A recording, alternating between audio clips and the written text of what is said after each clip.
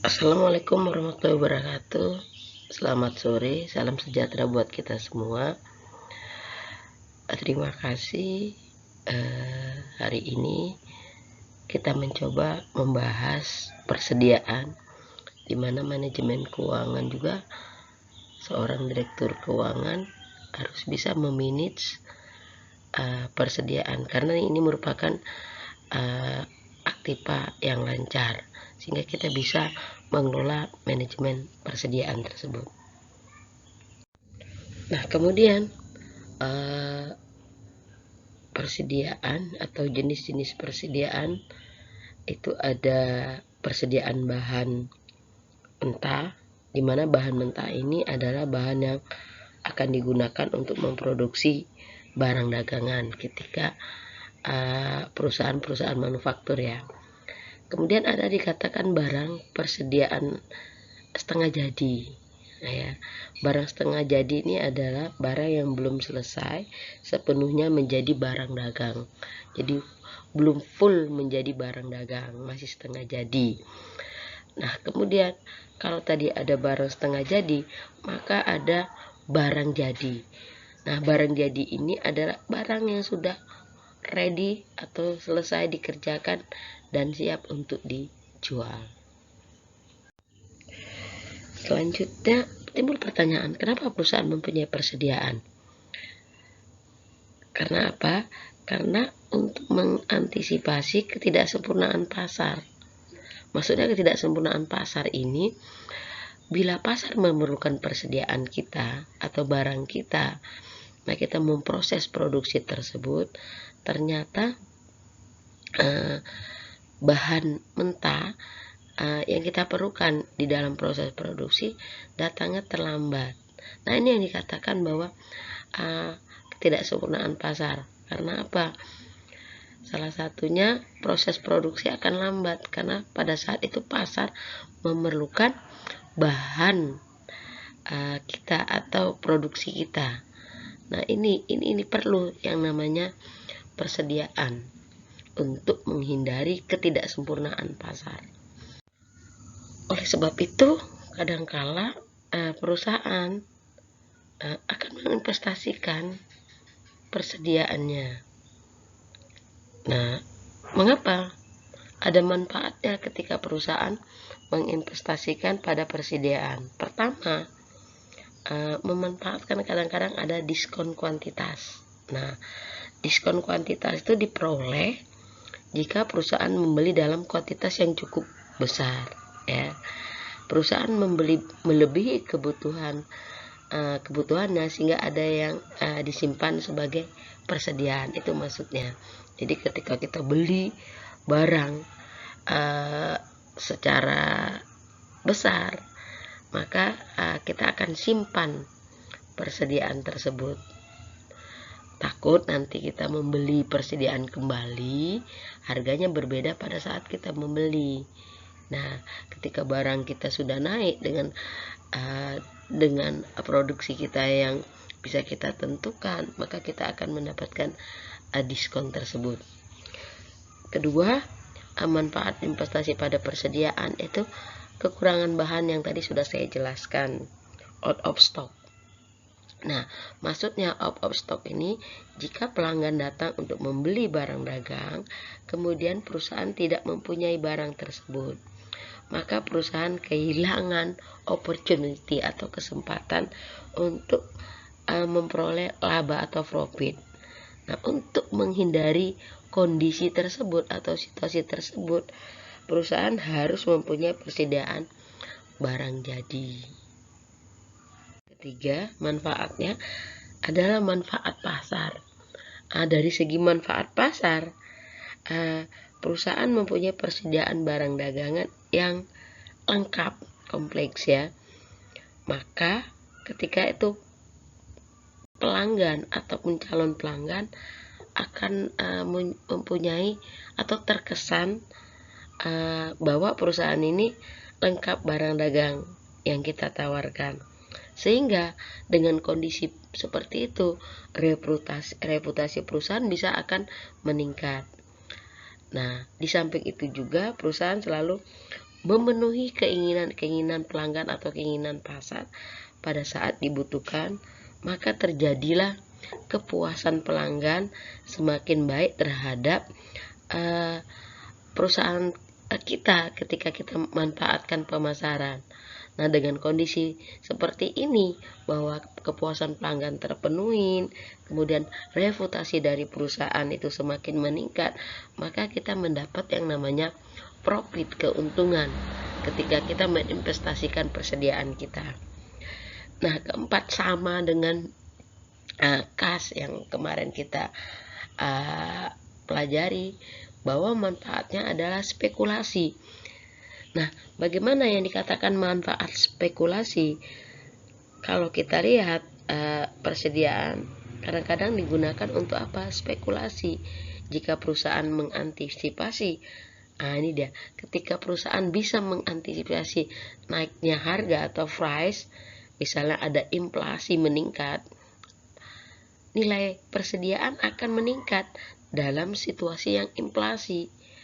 Kondisi inilah memungkinkan akan terjadinya atau akan mendapatnya yang namanya keuntungan atau probabilitas. Itu namanya spekulasi, manfaatkan ketika dalam kondisi inflasi.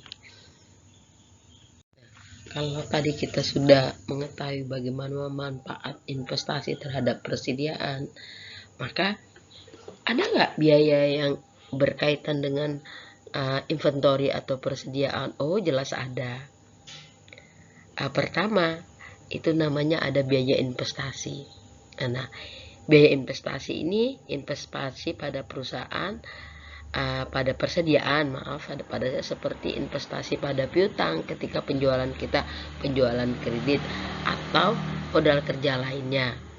Biaya investasi ini bisa berupa biaya opportunity atau biaya kesempatan, karena dana yang kita tanamkan di persediaan dan bukan tertanam pada investasi lain. Jadi dana itu kita tanamkan untuk persediaan, bukan kepada investasi yang lain misalnya.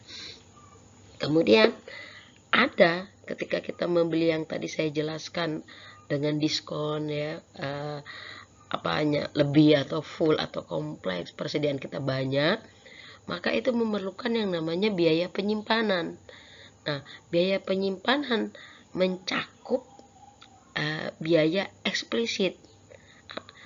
Contohnya yaitu biaya sewa gedung, ada asuransinya, ada pajaknya, dan biaya-biaya terkait ketika dalam persediaan itu mengalami kerusakan. Nah, istilahnya biaya kerusakan persediaan. Yang ketiga, biaya terkait dengan persediaan, biaya order. Nah, biaya order ini untuk memperoleh persediaan tersebut, perusahaan akan melakukan pemesanan order persediaan tersebut.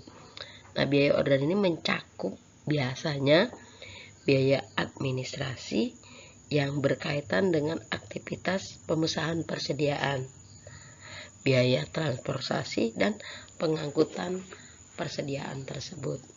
Nah, itu ada 3 biaya yang dikeluarkan ketika kita mengelola persediaan tersebut.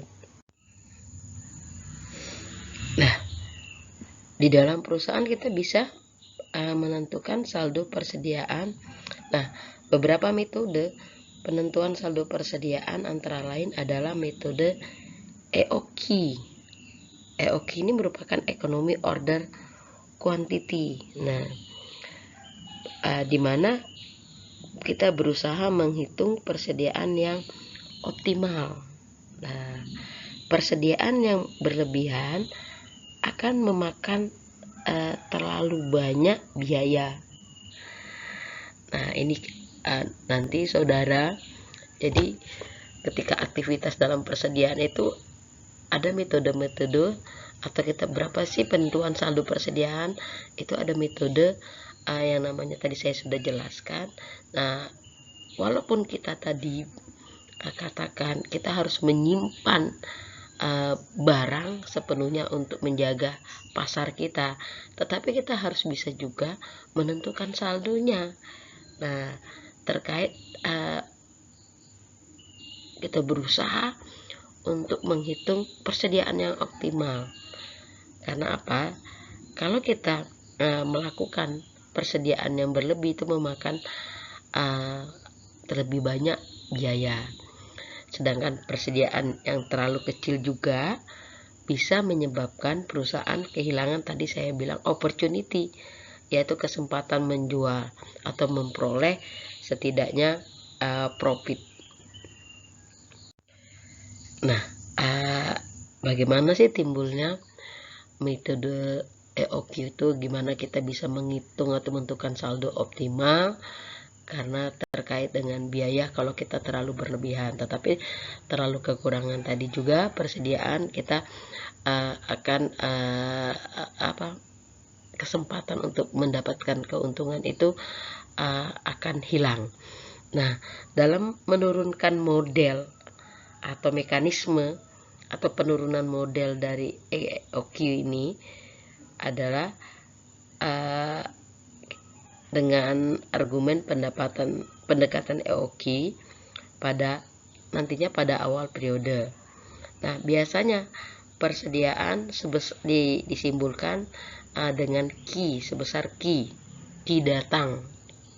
Kemudian persediaan itu nanti dijual dengan tingkat penjualan yang konstan lah, tingkat penjualan untuk setiap periodenya. Periode ini bisa setiap hari ya. Tingkat penjualan tersebut merupakan slope dari garis miring dalam, nanti kita lihat grafiknya. Pada saat ini persediaan baru sebesar Q datang atau Q datang kembali persediaan ke perusahaan. Nah, sedangkan Q2 nanti Q dibagi 2, bukan Q2, Q dibagi 2 merupakan rata-rata perusahaan. Nah, ini dia yang kalau kita lihat bagaimana pola konsumsi persediaan kalau digambarkan dalam grafik. Ini tadi persediaan datang Q ya awal, kemudian Q dibagi 2 ini rata-rata. Nah, rata-rata ini waktunya, maka ini rata-rata digambarkan garis lurus, lurus. Nah, ini yang dikatakan slope-nya, miring slope ini merupakan Q. Nanti ini ada waktunya yang tadi saya bilang, bisa hari ya, bisa bulan dan bisa tahun. Disesuaikan dengan kebijakan dari perusahaan tersebut. Kemudian kalau kita lihat dari bagian ini juga ada yang namanya trade off total biaya persediaan. Bagaimana total biaya persediaan itu?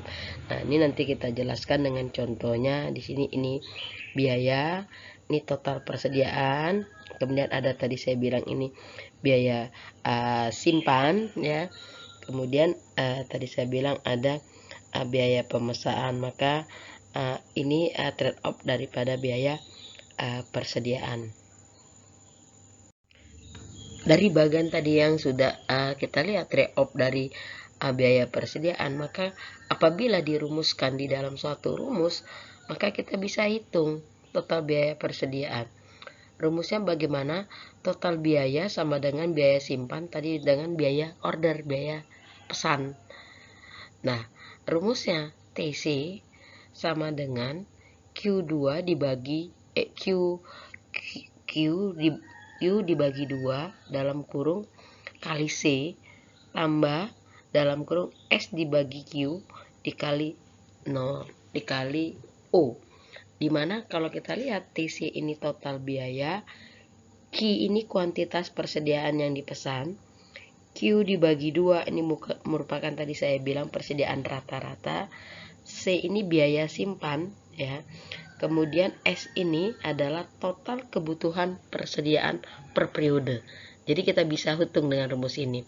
Kemudian O biaya pemesanan. Beda ya, biaya simpan dan biaya pemesanan. Nah, inilah rumus dari total biaya persediaan. yang nanti kita coba bagaimana perhitungannya. Nah, rumus tadi kita coba asumsikan dengan kasus. Nih, misalnya total penjualan selama 1 tahun adalah 1000 unit. Nah, biaya simpan adalah Rp20 per unit biaya simpan. Nah, biaya pesan adalah 10.000 per pesanan. Nah, dengan informasi ini atau dengan data ini, pertanyaan, berapa sih yang tadi kita bilang bahwa kita sepakati bahwa kita juga terlalu banyak memesan persediaan juga mengakibatkan biaya terlalu mahal, dan kita harus bisa mengoptimalkan biaya dalam persediaan tersebut. Nah, kita bisa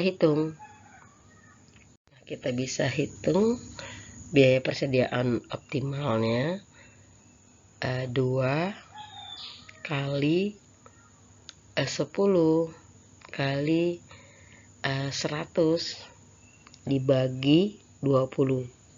Harganya 20 kan, pangkat setengah, sehingga biaya optimalnya adalah 10.000 unit. Jadi tingkat persediaan yang optimal adalah 10.000 unit. Ya, kita mengorder tuh 10.000 unit. Jika kita biaya yang kita keluarkan, biaya yang optimal ketika kita memesan 10.000 unit. Dengan kata lain, perusahaan memesan 100.000 unit setiap kali pesanan. Total biaya persediaan. Nah, berapa total biaya persediaan? Kita ketahui tadi rumusnya total biaya persediaan, total biaya simpan ditambah total biaya pesan. Rumusnya tadi tambah total biaya simpan, total costnya 10.000 dibagi 2 dikali C 20 tambah 100.000 dibagi 10.000 dikali 10.000, sehingga totalnya adalah 200.000. Jadi perusahaan memesan persediaan sebanyak 10 kali, tadi kan 10 kali dalam 1 tahun. Perusahaan memesan persediaan sebanyak 10 kali dalam 1 tahun. Persediaan rata-ratanya adalah 5.000 unit. Dalam 1 tahun ada 10 kali siklus persediaan. Kita tahu bahwa periode perputaran persediaan itu diasumsikan 1 tahun 360 hari.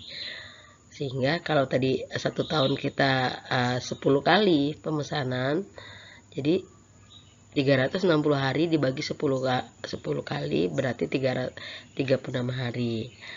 Jadi tingkat konsumsi persediaan, tingkat penjualan, konsumsi atau tingkat penjualan adalah 10.000 ya, 10.000 tadi dibagi 36, jadi 278 unit per harinya. Jadi 278 unit per hari kita bisa per harinya kita memesan 278 unit. Karena apa? 1 tahun kita memerlukan pemesanan 10 kali. Selanjutnya juga kita bisa menentukan titik pemesanan kembali. Yang tadi ada di dalam kurva tadi ada waktu atau lead time-nya. Waktu pesanan dikirim sampai pesanan datang. Jika lead kita mempunyai titiknya, jika lead kebijakan kita, jika lead time-nya 5 hari, kita coba 5 hari, maka perusahaan harus memesan kembali jika persediaan berada pada tingkat 1390, maka perusahaan harus memesan kembali. Karena apa? Tadi kita lihat kan 278 hari kali 5 hari. Nah, jadi pertanyaan berapa pada tingkat pemesanan berapa lead in time misalnya 5 hari, maka pemesanan kembali jika persediaan berada pada tingkat 1390 karena 278 kali 5 hari. Nah, kita juga perlu menetapkan persediaan. Kenapa? Kesalahan dalam menetapkan persediaan dapat berakibatkan fatal. Misalnya tadi kita bilang, sudah kita bahas, persediaan terlalu kecil, tadi hilangnya kesempatan untuk menjual dan memperoleh laba. Persediaan terlalu besar, adanya biaya, sehingga memperkecil daripada laba dan memperbesar daripada risiko. Kenapa, Bu? Memperbesar dari risiko? Ya itu tadi, bisa barang itu expire, jadi memperbesar risiko dan penyimpanan yang tidak baik, akan memberikan bisa kerusakan yang terjadi. Kemudian biaya penyimpanan persediaan sering yang disebut carrying cost. Nah, biasanya carrying cost ini bersifat variabel terhadap jumlah inventory yang dibeli, ya. Makin besar persediaan yang beri, ya mungkin biayanya juga lebih besar, gitu kan.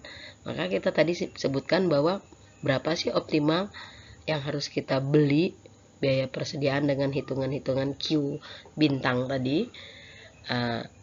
Makanya disebut carrying cost ini bersifat variabel. Nah, bagaimana total biaya penyimpanan? Total biaya penyimpanan dirumuskan TCC sama dengan C kali P kali A. Nah, untuk persediaan rata-ratanya A sama dengan Q dibagi 2. Sama dengan juga S dibagi N dibagi 2. Kualitas, penilaian tahunan, frekuensinya, biaya penyimpanan. Yang termasuk biaya carrying cost itu bisa sewa gedung, biaya pemeliharaan barang di dalam gudang, biaya modal yang tertanam dalam persediaan tersebut, pajak juga, dan asuransi. Untuk biaya carrying cost-nya ada 2, berdasarkan persentase, berdasarkan biaya per unit. Untuk yang termasuk biaya ordering cost, biaya selama proses pesanan, biaya pengiriman permintaan, biaya penerimaan barang, biaya penempatan barang ke dalam gudang, biaya processing pembayaran kepada supplier.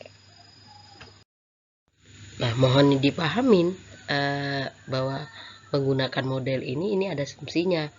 Asumsinya apa? Ketika kita pakai model EOQ ini, jumlah kebutuhan bahan mentah sudah dapat ditentukan lebih dahulu secara pasti untuk menggunakan selama 1 tahun atau 1 periode.